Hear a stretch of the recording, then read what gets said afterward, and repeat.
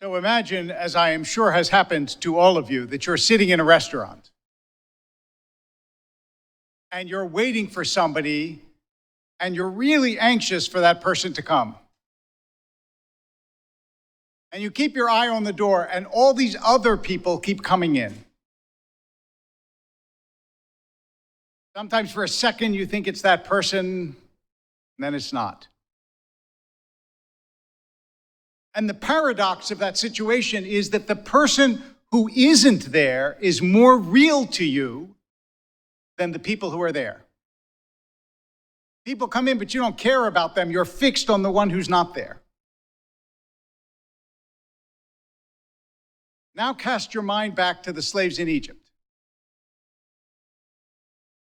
You have to imagine that the absent God, the God that they didn't see, was more real to them in some ways than the people they saw, because they were waiting like every day, when is God going to come and help us? Now, to push the analogy a little bit, you start to get text messages. I'm coming, little emojis. Confetti appears on your screen, all sorts of special effects. You get plagues. And the plagues are amazing and miraculous, but they're not God. They're things that God is doing, letting you know that God's on his way, but they're not God. And they have an effect. You cross the sea. You get miracles. You go out into the desert. There is a pillar of fire by day and cloud by night, but you still don't have God. Moses goes up to the mountain. Why do the Israelites build a golden calf? Because they had all these other indications of God, but they had this deep spiritual hunger for the actuality of God.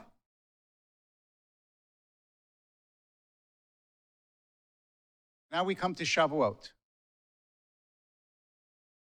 If you ask most people in our community, what happened at Sinai?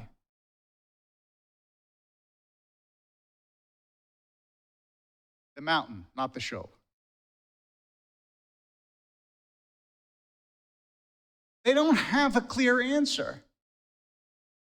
They'll say, that's where God gave us the Torah. But what does that mean? Does that mean that God basically took that scroll, said, here you go, Moses, here's a scroll, bring it down, read it a lot? That's clearly not true. I can almost prove to you that it's not true. First of all, I'm not sure about the whole parchment thing, but even so,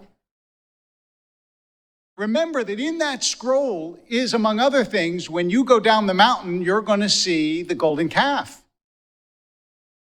Did God tell Moses that when he was giving him the Torah? Did God tell Moses, by the way, in a couple of years, Korach is going to start a big rebellion against you, and then you're going to hit the rock, and I'm not going to let you in the land of Israel? Of course not.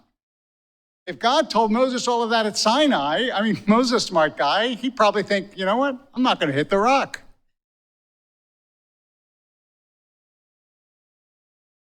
So the second way, once we think about that, and this is, by the way, as you might imagine, this is not new to me, right? Sages have spoken about this for a long time. So they developed this idea of continual revelation through the desert. But then what happened at Sinai? So another theory is that what happened was that, the Ten Commandments. That's what, by the way, in case you didn't know, those Hebrew etchings on either side of the ark, those are the abbreviation, not complete, of the Ten Commandments. And that makes sense because the Ten Commandments are actually listed at Sinai as having been spoken. But there's something more. Because one thing that strikes the reader who pays attention to it is when the plagues happened in Egypt, the Israelites weren't scared. Nowhere does it say hail fell from the sky and the Israelites were terrified. Nowhere does it say the entire land was covered with locusts. And let me tell you, the Israelites were plenty scared. Now, you might say, well, they knew the plagues were for the Egyptians, but I promise you, if locusts covered all of the United States and we said, don't worry, it's only going to eat the crops in Arizona, Californians would be plenty scared. But when you come to Sinai, it says they trembled. Which means to me that at Sinai they saw something more than God's works. The plagues were God's works. That didn't scare them. At Sinai, in one way or another, they saw God.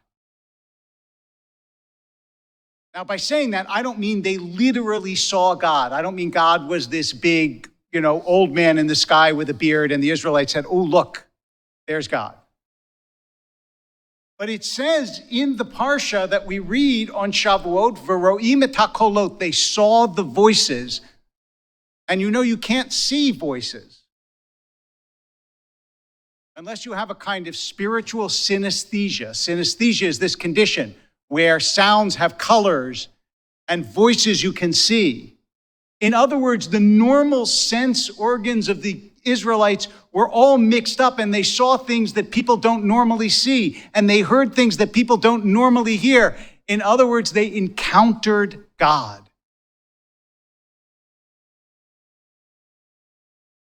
And that might be the best way to describe what happened at the most important moment in the history of our people. By far, nothing else comes close. The most important moment in the history of our people was when the Israelites encountered God. And all of Jewish history, everything that happened afterwards, is a reaction to the fidelity that we feel to that moment. And the reason you have to have a fidelity to that moment is because at a certain point, the rabbi said, okay, no more prophets. You're not allowed to say, guess what? I saw God, and God told me I can have a cheeseburger on Yom Kippur. Nope. Prophecy's closed. There were pretenders in Jewish history, but they were pretenders. Until the time of the Mashiach, prophecy's closed. And so what do we have? What we have is the possibility of constant re-enchantment. The possibility of living an old experience anew, which is, by the way, what we do in human life. You can't hold on to any instant, but you can live in fidelity to the instance that you believe you are at your best and your highest. That's why we make promises. Why do we say, I promise you I will do this next Tuesday? Because you know you don't want to do it next Tuesday. Otherwise, you wouldn't have to promise. Come next Tuesday, you'll go, oh, I don't want to do it, but I promised. But what you're saying is, this moment in which I promised, this is the highest and the best that I am. And so I'm going to live up to this moment, which is why the rabbis say everybody in Israel stood at Sinai. Because then, whenever you happen to live, you lived then too, and you have a fidelity to that moment. The moment in which we encountered God.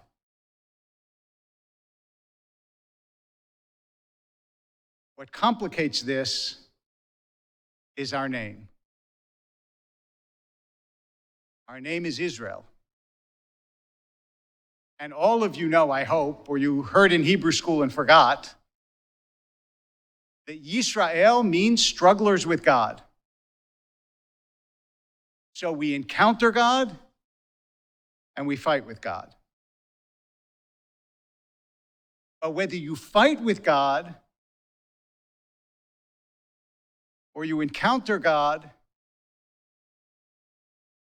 one way or another, as a Jew, God is an integral part of the struggle of your spiritual life.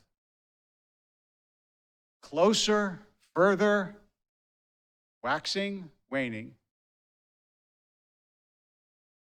That moment, the moment that we are about to celebrate on Shavuot, which begins tonight, that moment at Sinai,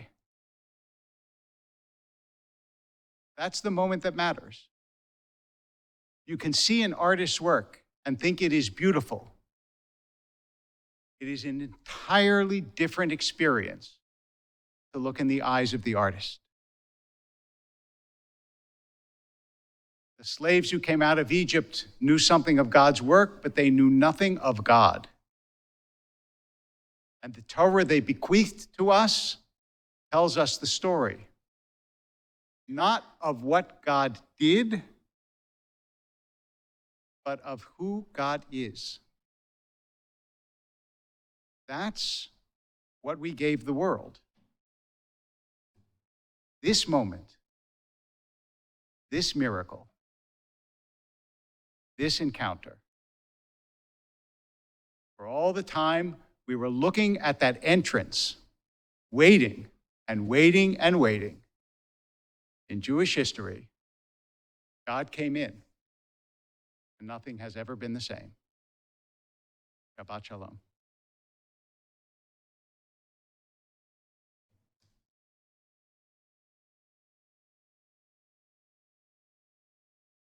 We continue our service this morning with a very appropriate "There is none like our God," Ein Kelohenu, page 204.